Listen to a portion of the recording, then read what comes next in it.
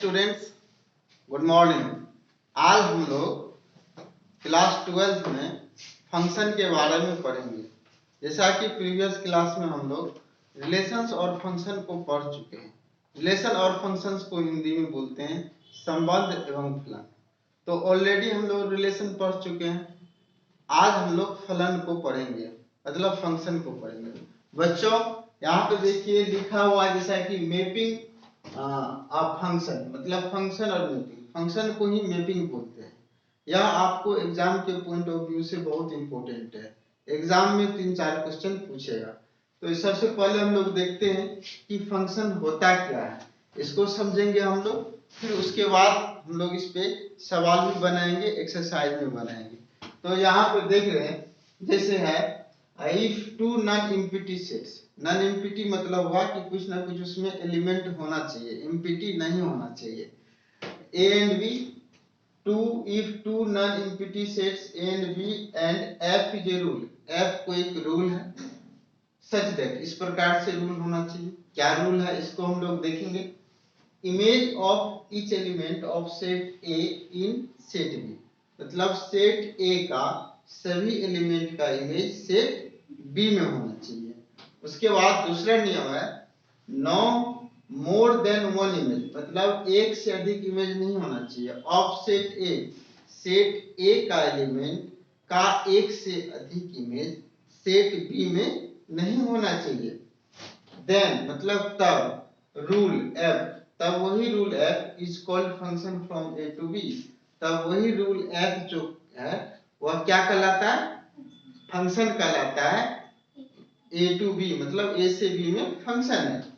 And it can be written as, तब हम लोग इसको कैसे लिखते हैं, एफ कोलन ए तीर का चिन्ह दिए बी, इसको पढ़ते हैं फंक्शन ए टू बी, मतलब ए से बी में फंक्शन है। बच्चों यही बात अब हम लोग हिंदी में करेंगे।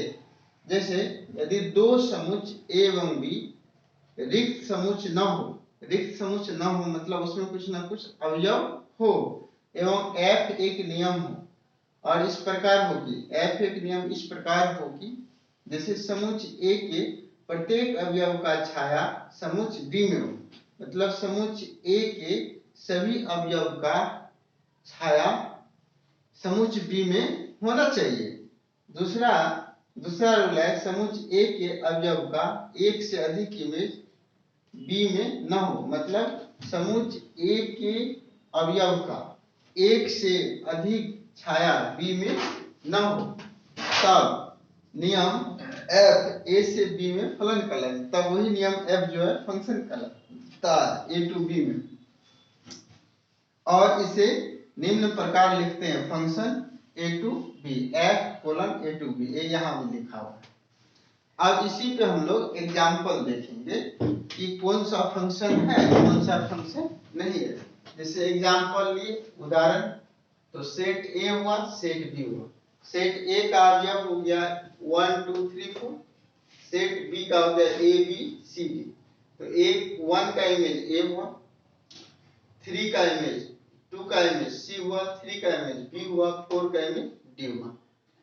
इसमें सभी अवयव है जिसका इमेज क्या बी में है, तो ए क्या हो जाएगा, A F function A to B में फंक्शन हो जाएगा, एस लिख दिए। अब यहाँ पे देखते हैं हम लोग। उससे पहले इसको देख लीजिए, जैसे यहाँ फंक्शन ए टू बी में तो 1 2 3 4 ए बी सी फंक्शन होगा,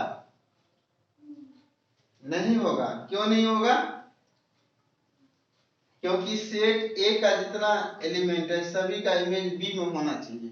तो यहाँ पे सेट ए का अवयव है 1 2 3 4, सेट बी का अवयव है ए बी सी, तो 1 का इमेज ए हो गया, 2 का बी, 3 का सी, 4 का इमेज हुआ नहीं हुआ, तो ए क्या होगा, ए सेट नहीं हुआ, नॉट फंक्शन लिख दिए। आज के लिए इतना ही रखिए, नेक्स्ट क्लास में हम लोग फिर देखेंगे। तब तक के लिए धन्यवाद।